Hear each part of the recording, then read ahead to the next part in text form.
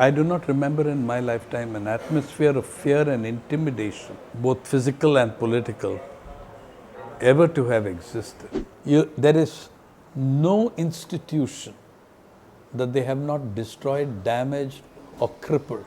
You have a whole cabinet of people who are every day mocking and attacking science, politically, intellectually, and culturally.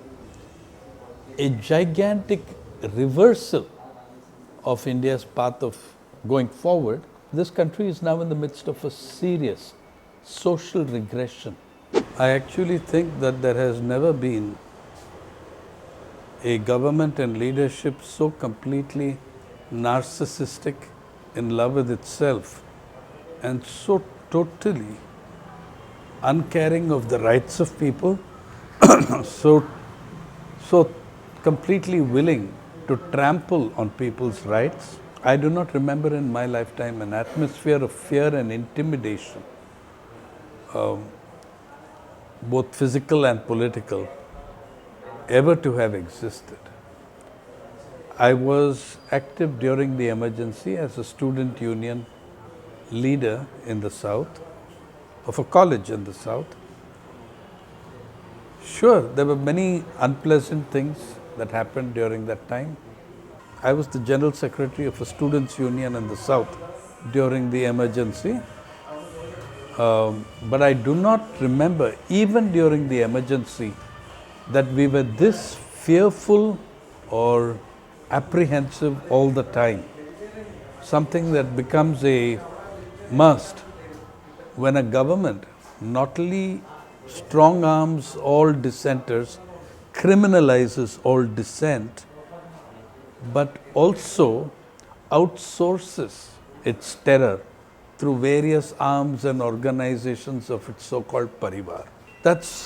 I guess that's one side of it. Second, if you take the crisis side of it, the agrarian crisis side of it, this is a government that came to power in 2014 promising in the first meeting that they would, cabinet meeting that they would have after the election, to introduce the recommendations, main recommendations of the Swaminathan Commission and implement them immediately.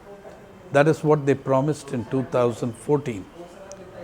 In 2015, far from implementing that promise, they submitted an affidavit to the courts saying that it was not possible to implement those promises, as that would distort market prices. In 2016, the present Agriculture Minister Radha Mohan Singh declared that no such promise had ever been made. In 2017, the BJP said, why are you bothering about the Swaminathan Commission? Look at the Madhya Pradesh model of our Chief Minister, Shivraj Chauhan. We are way ahead of anything that Swaminathan could have done.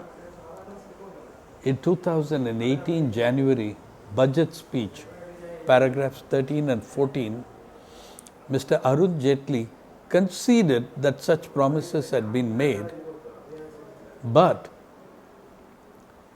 said, yes, we made these promises and we have already implemented them.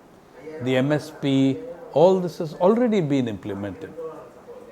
The most honest admission of what was going on came in August 2018 from Mr. Nitin Gadkari, who confessed in an interview. He said that was election time. In election time, we make all sorts of promises. We had no idea that we were going to win that election. So in 5 years, these are the different positions they've taken on the most critical commission of inquiry and document of the agrarian crisis. Also remember that these are the 5 years in which you have had the demonetization, completely wrecking a countryside totally dependent, so very dependent on cash transaction, on the cash economy. They smashed, with their extension of the cow slaughter ban, destroyed the rural cattle economy leaving us with problems which no one is able to deal with. With the GST, they set back the entire idea of federalism, let alone the economics of it. The very idea of federalism went back 50 years, as an incredible number of powers are now concentrated in the hands of the finance minister at the center and the government at the center. So whichever single aspect you look at it, there is no institution that they have not destroyed, damaged or crippled, including the damage done to the judiciary, where for the first time in your history, 4 senior judges of the Supreme Court, including one who is now your Chief Justice, came out and held a press conference to talk about how things were going wrong in the judiciary. In the universities, they've taken some India's finest universities and destroyed them, having people put in charge of them as vice chancellors, villains and clowns, who shouldn't be allowed anywhere near an educational institution. Also, a whole range of such vice chancellors, people who have plagiarism charges against them and whose work has found to be derivative of others in that sense of plagiarism. They've smashed and intimidated students everywhere.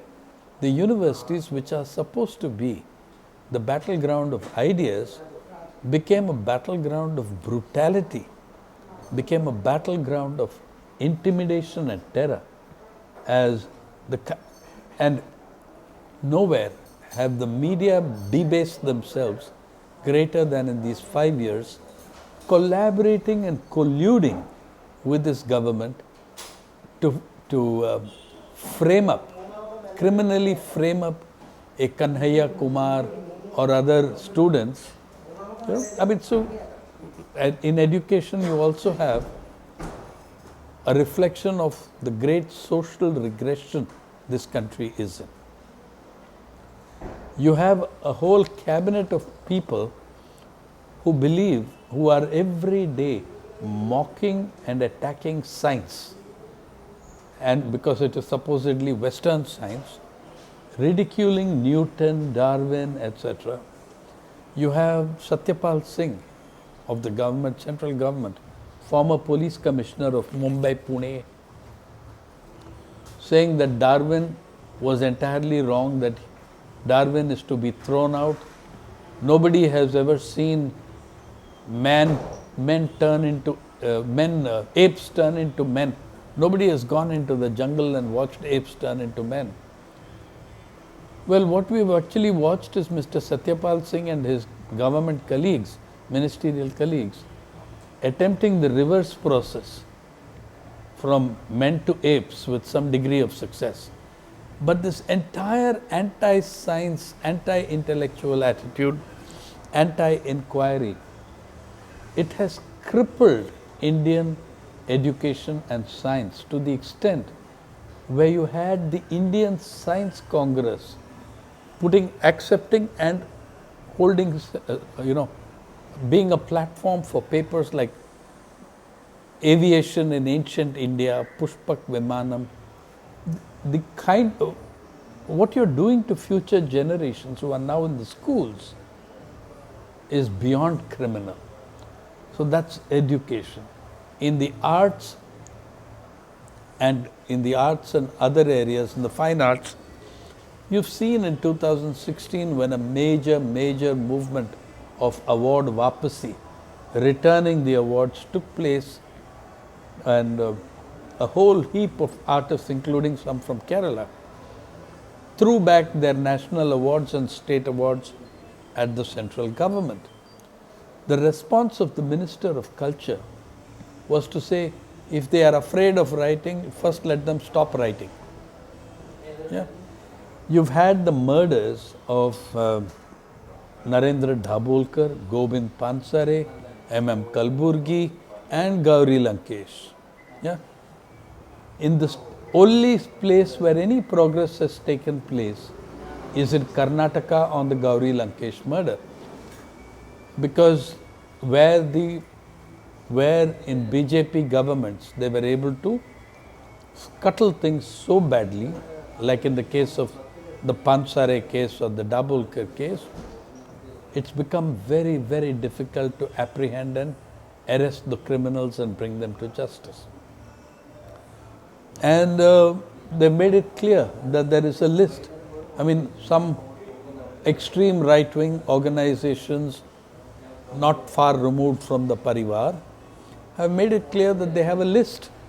And and that was, the killing of Gauri was also a message that, yeah, it's us, we are the same people who killed the earlier three, and the rest of you better learn your lesson and shut up, or you will also face this kind of action. So in that sense, it's been absolutely, I think, politically, intellectually and culturally, a gigantic reversal of India's path of, going forward. It has been, this country is now in the midst of a serious social regression, mob lynchings, chief ministers who go on record to say, do you believe in caste system? Yes, I do. That is what Yogi Adityanath says. So what more is there to say? Thanks. Thank you.